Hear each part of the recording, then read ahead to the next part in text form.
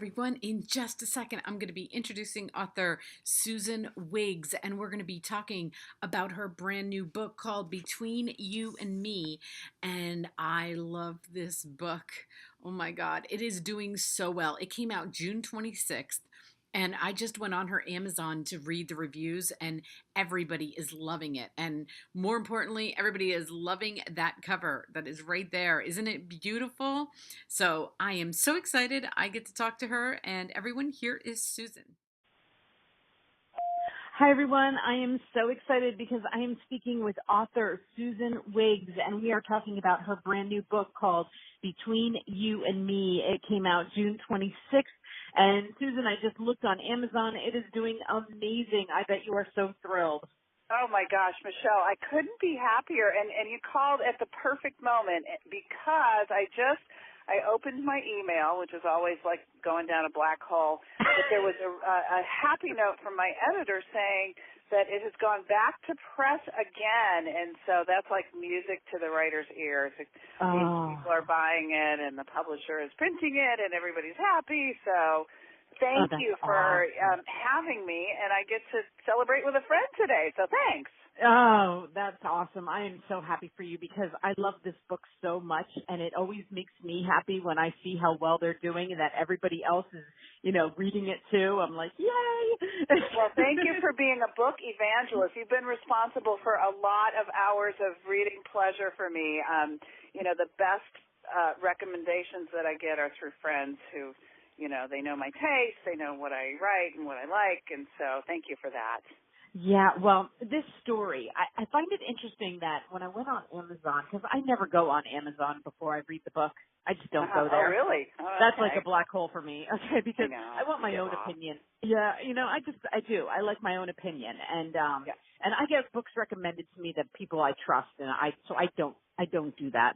But when I went on there today, I was like, there's actually a subtitle or sub thing that says Amish and Mennonite books.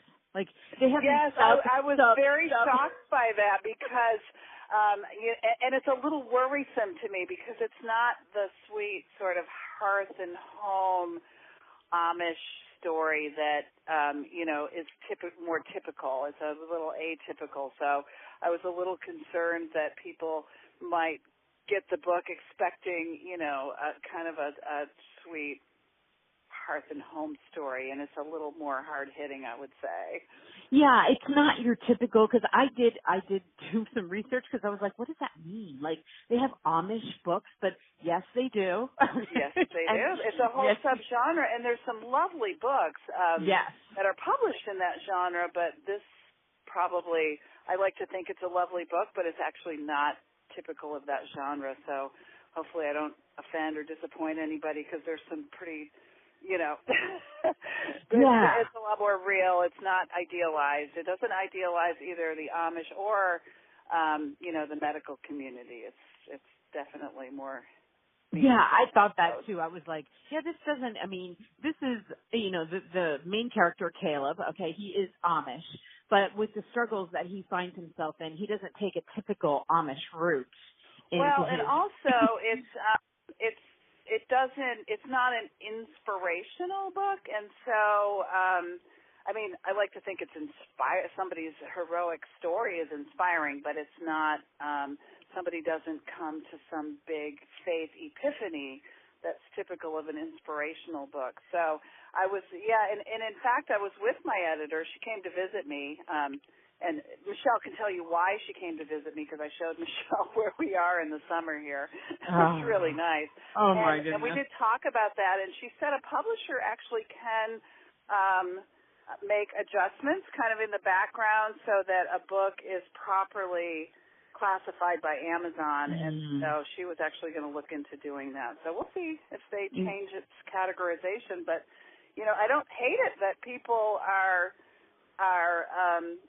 kind of looking at what the unique elements of a book. Absolutely. And the one thing that I loved that you did is that you embraced the Amish proverbs in the book. And I did. It was so much, it was one of my favorite parts of the research for this book was how do they think so much of a story is getting into somebody's head who's so unlike you. If we all wrote books that were just like us, we'd run out of material really fast. Right. And so one of the pleasures of writing fiction is you get to kind of think in different modes, and part of that's how those epigraph pages with the Amish Proverbs came about, is I kind of wanted to get in that mindset, and then I wanted the reader to get in that mindset. So thank you for noticing. Oh, I love it. I can boast about them because I didn't write them, so I totally take credit for them. That's right. And I picked out my two favorites were the first one and the last one. Okay, because the first one, you start off the book, and I love this. Difficulty is a miracle in its first stage. And of course, like it opens up the book because, there's an accident and it involves a minor, and and the book then goes from there, and he is Amish and decisions have to be made, and it's Caleb's nephew and who's in charge of him. But then you end the book, and it's no spoilers because I don't do spoilers, but the last one is, we don't realize how wonderful today is until tomorrow. And that has stayed with me since the moment I read it. Because, like how awesome is that? I mean, it's true. It's so true. That's why you have to live today. Because tomorrow you look back and you're like, oh, it was an awesome day. Like, I just, I don't know. It just kind of stuck with me, and I love it. Well, I'm glad. I had another book where I used some epigraphs, some sayings that are on those pages, and there was a woman in the book who needle pointed live each day, and it turned out she was a Holocaust survivor, and so it became very meaningful to her. So I like to use these sayings and things that I take away from my research as a way to get myself into in character, I guess, into the mind of these characters I'm trying to believably write about. So, yes. Yeah. Okay, so the character, Dr. Reese Pell, she's a woman doctor, and I wanted to hear your take on, like, how you, came about her, because I loved her. She was amazing. Yeah, she was annoying and amazing, and she's very human, I think. There's a lot of me in her. She's driven. She's ambitious, she's smart, she's clueless in key areas, so I do, so I had a lot of affection for that character, and, she's very flawed, but also very motivated and caring, and I think that's kind of her redeeming characteristic. And I didn't have a story, I had a situation,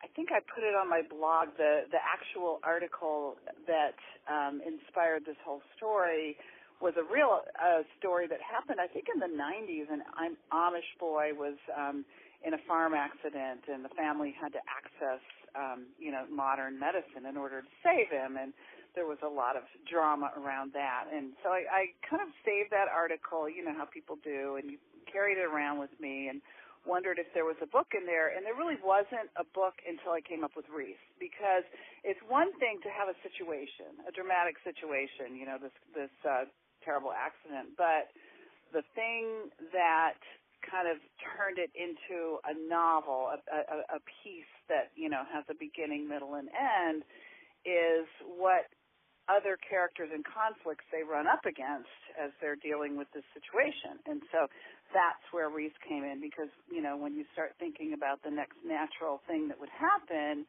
who are the first responders, and, what is their role, and how do they become involved? And so that's how I came up with her. And I was really pleased to talk to a lot of physicians, and especially the younger ones. They're happy to email with you. It's mostly email. I would ask questions and say, well, what's this like? What's that like?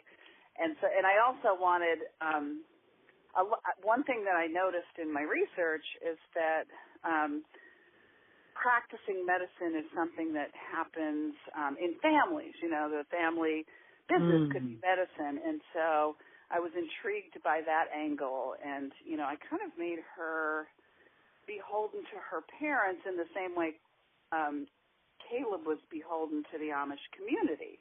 Yes. And so he, is struggling with his identity there, and I had her struggling with her identity there. And so it was kind of a nice juxtaposition. It gave them really, in a weird way, common ground, I suppose. Yeah. The thing I loved about her is that she was so respected in her thing. And maybe it's because I'm a woman that I saw this in her because, because we can relate. But it was like, I think she half expected him to, like, fall all over her, like, pay more attention to her, like she was trying. And you can tell me whether I'm right or wrong if this is what you were trying. Yeah, I kept that's getting true. that feeling is that she kept, like, thinking, like, it was her trying. It was like her, trying to make him comfortable and trying to help him. And, so it was kind of an interesting take on their relationship, that he wasn't going to, like, because of his religion and because of his ties and, that just wasn't him. And I don't think she understood that at first. Mm-hmm. Exactly. That he wasn't the typical man. He was unique. I mean, she had, I think that especially when you passionately pursue a really challenging education which, aspiring doctors have to do, you're part of this culture. And when you come across somebody who's so foreign to your culture, there's some intrigue there. It's like, wow, you're not my typical guy that I bump up against in my normal day, Right. Where she was probably given a lot of attention for her, who she was before, because of her parents and because of her standing. And, and he was kind of like, it didn't. He was not that impressed by it. Which I think made him even more alluring to her, too. Yes, exactly. He was a challenge. Yes, he was a challenge. Exactly. Mm-hmm. I love that. Good. Well, thank you for that very thorough reading of the book. Sometimes I worry that I overwork my books and make them too challenging or something like that. But what I find is every reader reads a different book. So I'll hear from another reader who, interprets it in another way, and I love that. I think that's one reason that book groups are so much fun too. Yes. As a matter of fact, I was just talking about that with an author. We were just discussing how how she hears too, like every reader reads it, you're like, and then they ask you, like, is that what you were going for? And they're like, sure, I get, like that, whatever it is, I get from it. But, we all put a little part of ourselves in there too. I know. Well, reading is such a creative act, and that's something that I always try to remind, when I give library talks or school talks or something like that. Reading is a creative act, and every mind is expanded by what they read. Right. And that's why I love this book for so many reasons. But, everybody, while we're speaking on the phone, people are looking at your cover. And I loved this cover. So, like, day one when I saw this cover, I was good. Like, oh. The cover is such a fraught, tense moment for the author. We know this is what is going out into the world, and while you're writing the book and thinking up the book and all that, you never know. I often don't even have a picture in my mind, or if I do, the picture in my mind ends up being nothing like the finished book. And so I'm happy to hear that feedback on the cover because these are things that get evaluated and discussed, by the publisher. Did this one work? Is this the right cover? And so I was, shown several different directions that they were going to go, and this one was my favorite just because I thought it was subtle, but and it was like an Easter egg for the reader once you're reading the book, because then as you're reading the book, you go, oh, I get what's that background picture. Right. Now I get it. Right, and I love that. I love that when I see the cover, your initial cover response is color. and you're like, oh, those are so cool colors. I love that. And then as you're reading it, you keep looking at it going, I get it, you know?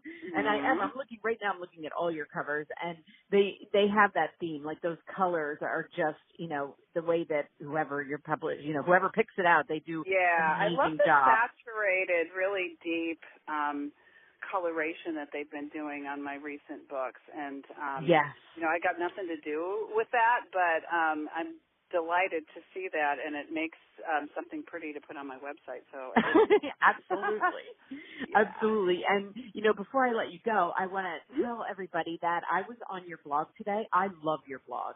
It is so funny. Oh my, I love, you know, people aren't doing them as much anymore, and I'm a blog reader, but there aren't that many anymore that, you know, that they keep up with. And, you know, I want to tell everybody yours is pretty, you know, you keep up with it, and, it's funny, you know, and it's your life, and it's a cute perspective, and I just love it. Oh, good. Well, thank you. Thank you. Yeah, I like to, keep it real, I guess. Yes. Yes. Well, good. Yeah, my reality right now, you know, you called me on a beautiful summer day here in the Pacific Northwest, but my reality right now is I'm training my one of my two dogs, little Lenny. I'm training him to be blind because overnight he lost his vision, and so he's an otherwise healthy, you know, 7-year-old rescue dog, and so this is our new reality. I'm, you know, trying to organize his work so that he's not so fearful and everything. And I'm thinking, what am I doing? I'm plotting a book. I'm like, what if a character lost her vision? Oh.